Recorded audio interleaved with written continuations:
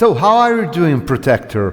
What have you been up to lately? The world has definitely changed since the release of With Doom We Come, hasn't it? Hello. Thanks, I'm feeling fine. I hope you're also doing well. Well, concerning summoning, there's not really much to mention since we finished our last album. But concerning my other project, there is actually quite a lot to mention. Actually about Ice Ages, with which project I released 2 albums meanwhile, which was actually very necessary because there was a pause of 11 years, and I really urgently needed to fill this gap. So yeah, this is the current status. 30 years have come and gone since the birth of summoning. Are you going to celebrate, and is there something you miss and something you don't miss from those early days?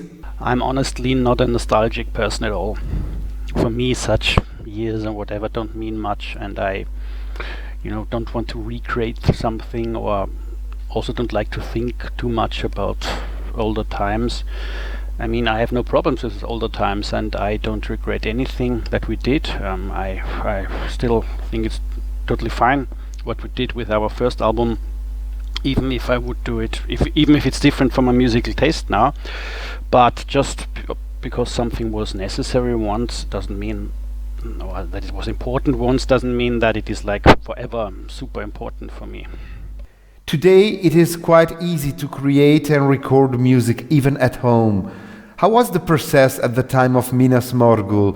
What equipment did you use back then? Yes, today it's really easy to create music, and I'm very happy about that. I don't know, there are lots of people quite arrogant saying like, in the past it was better, people could not make music so easy and this is why the music was better. I don't agree with that at all. I think simply if somebody, the limits to music should never be the money, it should be the talent, but the possibility to create music just on a normal laptop or whatever is absolutely great today, and I'm very happy that I don't have all those old stuff to deal anymore.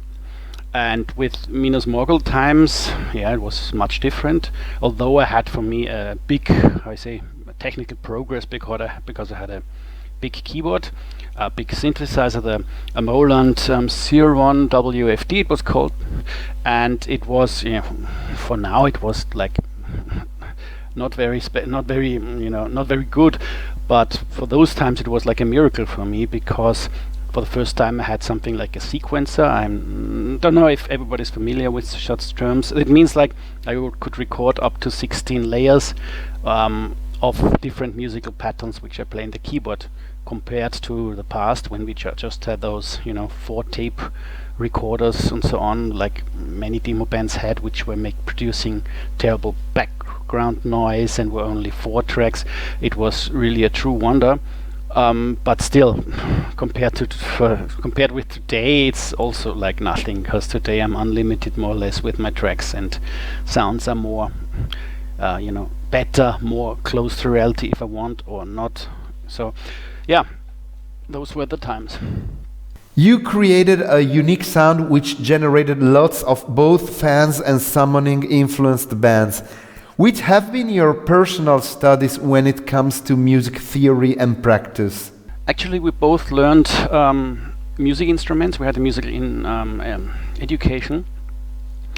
I had my first when I was just a kid and learned violin, but this was not influencing me because I simply forgot how to play it. But then later it was more relevant for me when I learned voluntary drums. But the drums were in a classical music school where I learned classical drums. Only at the very end I also could play some rock or jazz drums, and I learned all this, march drum, kettle drum, and so on. And I think, you can hear that in the music if you listen to the drum section, which is unlike metal, not just a rock drum kit, but lots of other instruments, and also those military rolls and so on, which I can play in reality as well if I want. And for Silenius actually learned piano in those times. He's unfortunately not here now and cannot talk about it, but it surely also had some influence on how he made music later. What kind of music are you into when it comes to simply listening pleasure? Of course, outside the metal area as well. I actually hardly listen to music at all, simply because I'm not this type of person who likes to listen to music in the background. You know, when I'm working and there's music in the background, it's rather disturbing me, and I don't notice it at all. And same goes to some pubs or some party or whatever. When I'm talking with a person, the background music is only disturbing me. And when I'm not doing things like that, I'm making music on my own, and then I also cannot listen to music. This is why I hardly listen to music now. And in the past, I don't know, it took more time, but with a full-time job and having summoning, having ice ages, it's simply too much to listen to music. Only rarely by an accident, if somebody plays something to me, then I do it. But it takes very long time when somebody gives me a CD till I say, yeah, I'm ready to listen to it. Your popularity always grows through the decades, even though you're not that active on social media and the internet. This is a major success in my opinion. Which are your thoughts about this issue? I'm very sure that the key to our long-term success is that we simply kept our style and didn't simply kneel to any stupid short-term trend that came. I mean, lots of bands tried always to jump on some new trend, and they surely had at the moment more success, because if you make music which is more suitable to the current taste, then more people will like it. But if then the trend goes away, and you also have to switch your style, or you don't do it. So it's not for long term. It's not good if you switch your styles all the time. But it would also not be good if you absolutely make the same music like you did 30 years ago.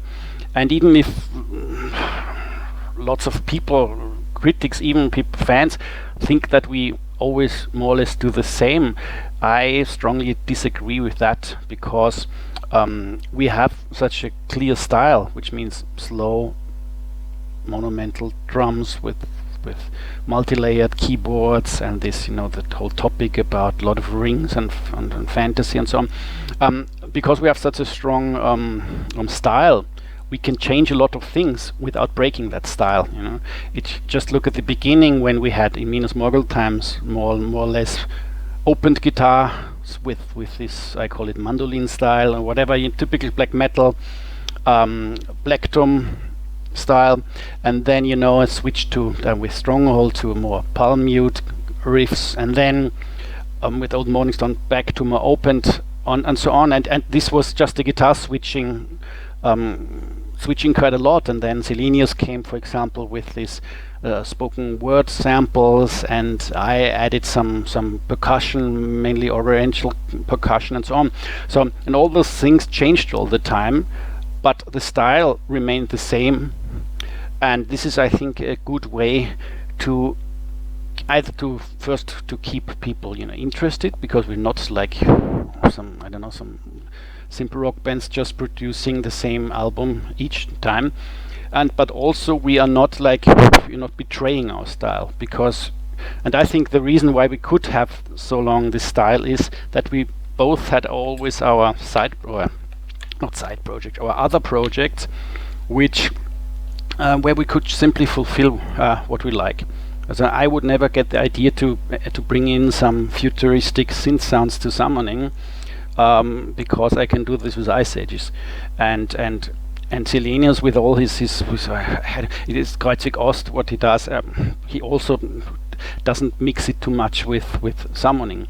So I think it's always good that you have a band, and if you have some other musical desires, then you simply do it in your other project, so the project remains more true, I think. Summoning seems to be an entity visiting our dimension once in a while resting most of the time in an unknown dimension. When visiting this world, are you interested into the extreme metal scene? I don't have really much connection to the metal scene, meanwhile. The only way of connection I have is that I'm in contact with Tommy from Abigor, and I even was recording some vocals for him some weeks ago, some clear vocals which he will use for some choir. Same goes to Selenius, who is also dealing, who is singing the black metal vocals for Abigor. But apart from that, I have not much connection. Selenius is somehow following it, so reading some metal science, but I just have my personal contacts from the past and don't care actually about any scene right now.